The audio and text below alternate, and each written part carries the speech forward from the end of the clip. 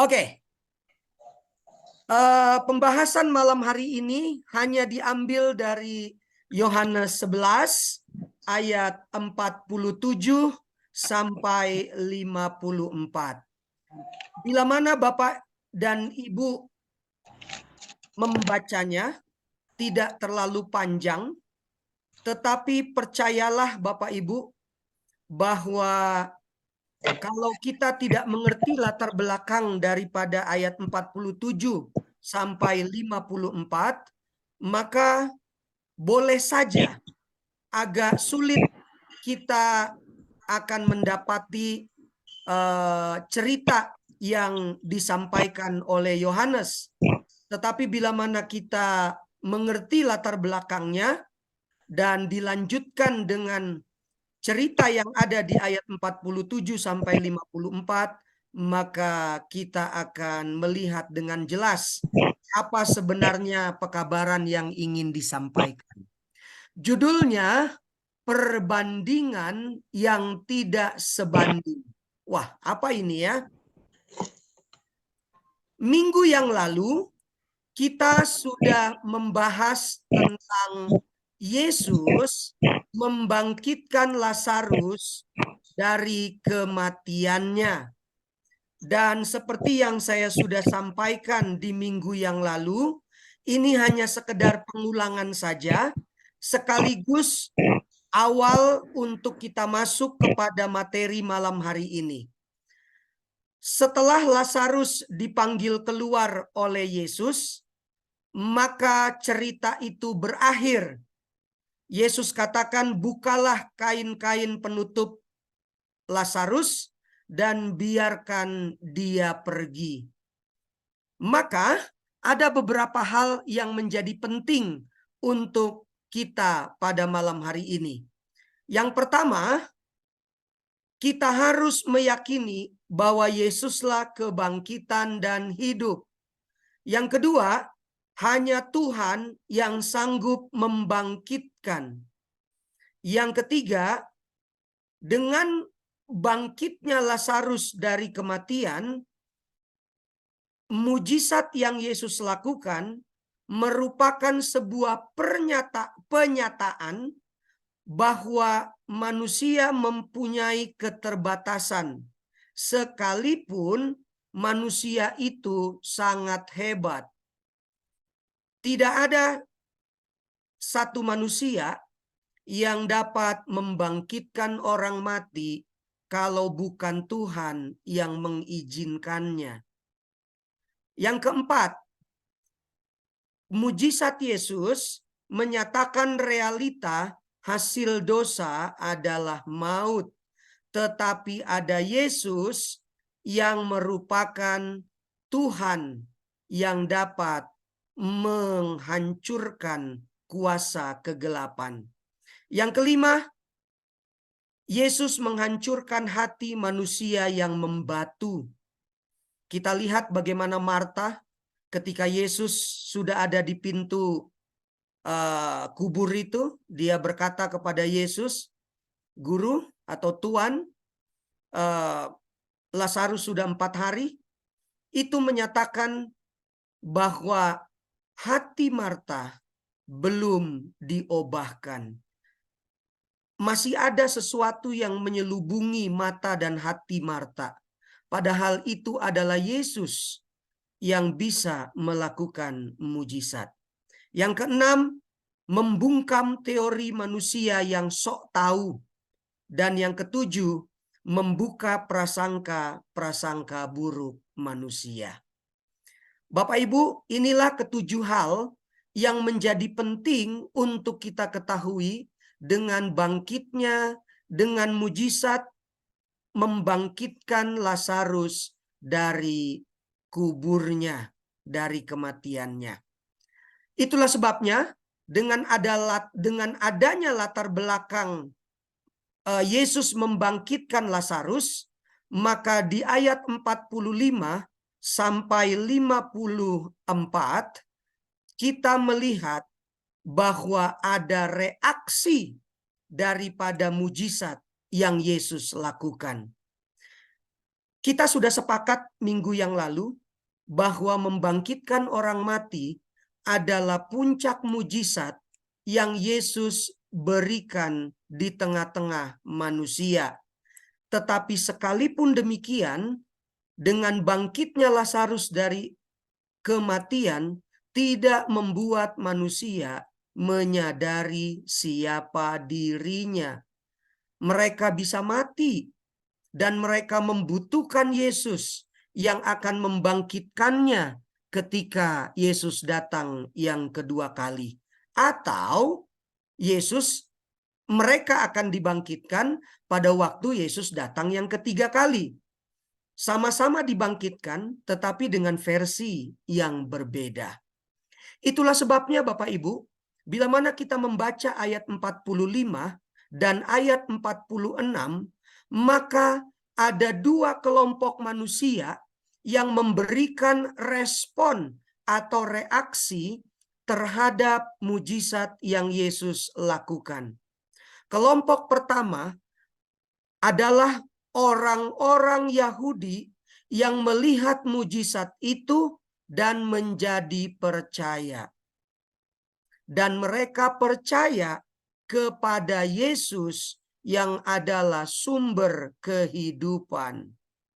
Tapi lihat ayat 46 dengan tegas mengatakan, kelompok kedua, sebagian dari mereka yang menyaksikan mujizat Yesus pergi kepada orang-orang Farisi dan menceritakan mujizat itu. Untuk apa mereka pergi ke orang Farisi?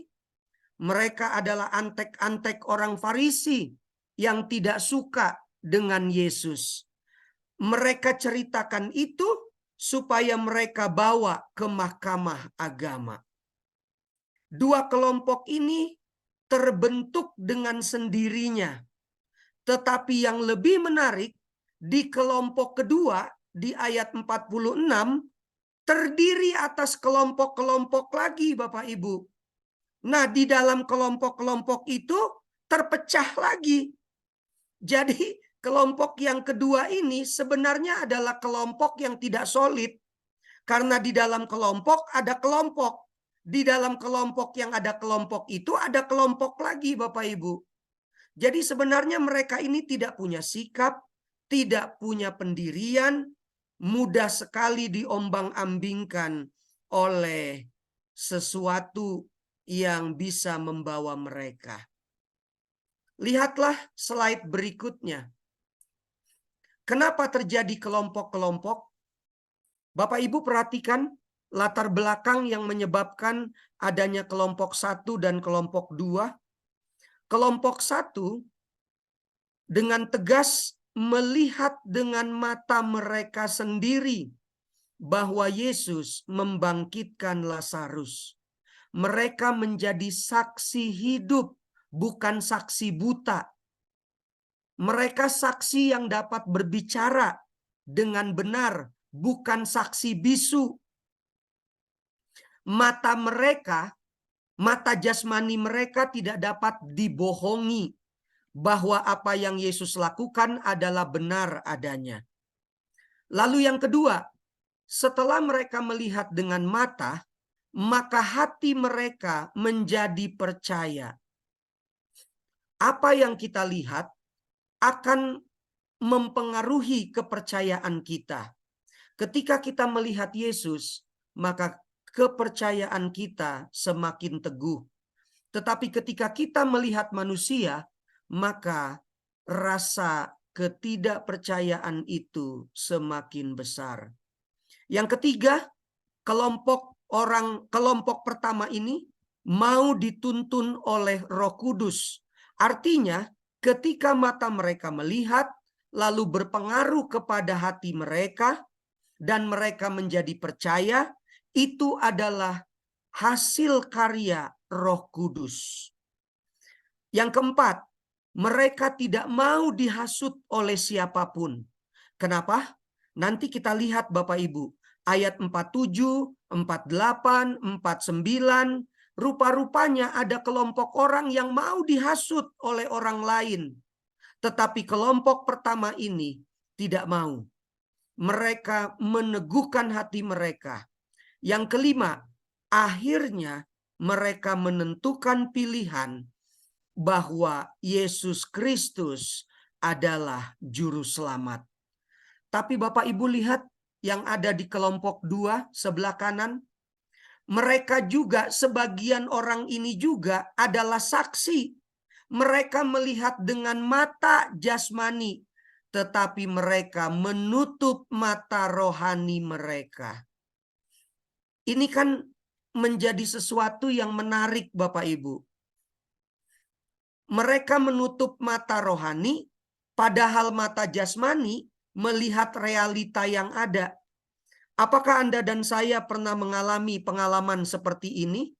Kita lihat bahwa Yesus itu baik, tetapi mata jasmani kita masih tidak percaya. Yang kedua, kelompok yang kedua ini memang pada dasarnya sudah didasari oleh kebencian. Sejak mereka kenal Yesus, mereka tidak suka oleh Yesus. Maksudnya mereka tidak suka dengan Yesus. Karena apa yang Yesus buat, membuat mereka terkekang, membuat mereka tersudut, membuat mereka tidak mendapatkan keuntungan. Pada dasarnya mereka salah. Kenapa saya katakan salah? Bukan Yesus yang harus dibenci. Tabiat mereka, perilaku mereka, cara berpikir mereka yang diucapkan dengan kata-kata, itu yang membuat Yesus akhirnya menegur mereka. Yang ketiga, mereka tidak mau dituntun oleh Roh. Dan itu yang terjadi. Roh Kudus selalu membisikkan tentang kebenaran, tetapi mereka menepis bisikan Roh Kudus. Yang keempat, mereka bersedia dihasut oleh orang lain. Nanti kita lihat Bapak Ibu, apakah memang ada buktinya. Yang kelima, akhirnya mereka menentukan pilihan bahwa mereka harus datang ke mahkamah agama sebagai juru selamat mereka. Ini sangat menarik Bapak Ibu.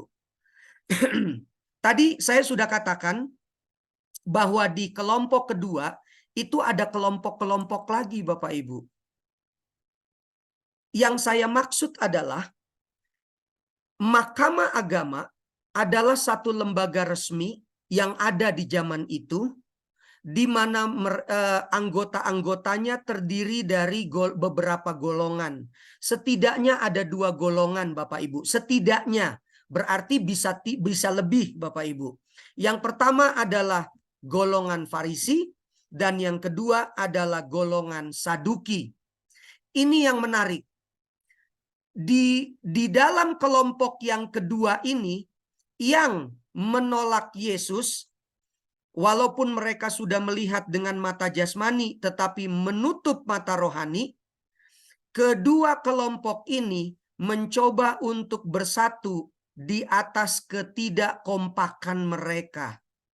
Wah, itu namanya persatuan yang dipaksakan Bapak Ibu. Sehubungan dengan kebangkitan yang Yesus baru saja lakukan, berdasarkan Kisah 23 ayat 8, orang Farisi meyakini adanya kebangkitan dan adanya malaikat atau roh. Sementara orang Saduki, mereka berpendapat dan berkeyakinan bahwa tidak ada kebangkitan dan tidak ada malaikat atau roh. Bapak Ibu lihat, di dalam satu kelompok, di dalam satu kumpulan, ada 2 kelompok yang kedua-duanya punya dasar keyakinan yang berbeda. Tetapi oleh karena tujuan mereka adalah sama, ingin membunuh Yesus, membenci Yesus, maka sekalipun 2 dasar yang berbeda, mereka menyatukan diri